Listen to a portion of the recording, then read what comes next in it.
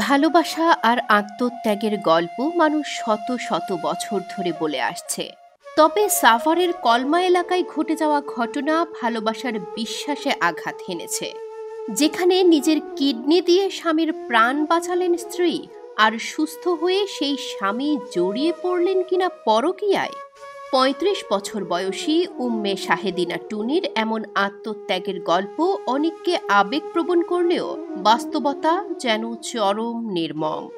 স্বামী মোহাম্মদ তারেককে মৃত্যুর মুখ থেকে ফিরিয়ে আনলেও এখন নিজেই জীবনযুদ্ধে একা লড়ছেন নিজের অস্তিত্ব রক্ষার জন্য। ২০০৬ সালে মালয়েশিয়া প্রবাসী মোহাম্মদ তারেকের সঙ্গে পারিবারিকভাবে বিবাহ বন্ধনে আবদ্ধ হন টুনি। ২০০৭ সালে তাদের সংসারে আসে একমাত্র ছেলে আজমাইন দিব্য। সুখের দিন যেন বেশি দিন স্থায়ী হলো না। ২০০৮ সালের মাঝামাঝি সময়ে তারিকের ধরা পড়ে জটিল কিডনি রোগ। উভয় কিডনি প্রায় অচল। ডাক্তার জানিয়ে দেন নিয়মিত ডায়ালাইসিস না করালে মৃত্যু অনিবার্য। পরিবার, সমাজ সবাই মুখ ফিরিয়ে নিলেও পাশে থাকেন শুধুই স্ত্রী টুনি। উন্নত চিকিৎসার আশায় স্বামীকে নিয়ে ছুটে যান ভারতের সিএমসি হাসপাতালে।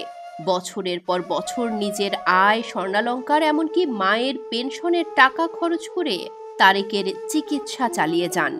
২০১৯ সালের ২৬ অক্টোবর দিল্লির অ্যাপোলো হাসপাতালে চিকিৎসক KN সিং এর তত্ত্বাবধানে টুনি নিজের কিডনি দেন স্বামীকে।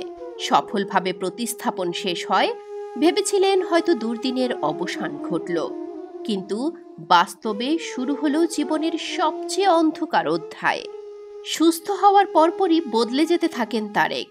ঢাকায় ফিরে অনলাইন জুয়া, পরকীয়া প্রেমে মত্ত হন। বিভিন্ন সময় স্ত্রীর গায়ে হাত তোলেন। এক পর্যায়ে মারধর করে বাড়ি থেকে বের করে দেন টুনিকে। বসবাস শুরু করেন ডিভোর্সি প্রেমিকা তাহমিনা মেরির সঙ্গে। পরে বাধ্য হয়ে ২০২৪ সালের ২ ফেব্রুয়ারি সাভার থানায় অভিযোগ দায়ের করেন টুনি। তারেক কৌশলে একদিন পরই মুচলেকা দিয়ে অভিযোগ তুলে ফেলেন, কিন্তু নির্যাতনের মাত্রা বাড়তে থাকায় টুনি আবারও আইনের আশ্রয় নেন। ২২ এপ্রিল ঢাকার জুডিশিয়াল ম্যাজিস্ট্রেট আদালতে নারী নির্যাতন ও যৌতুক আইনে মামলা করেন। ২৪ এপ্রিল তারেক গ্রেফতার হন, তবে ৪ জুন জামিনে ছাড়া পান।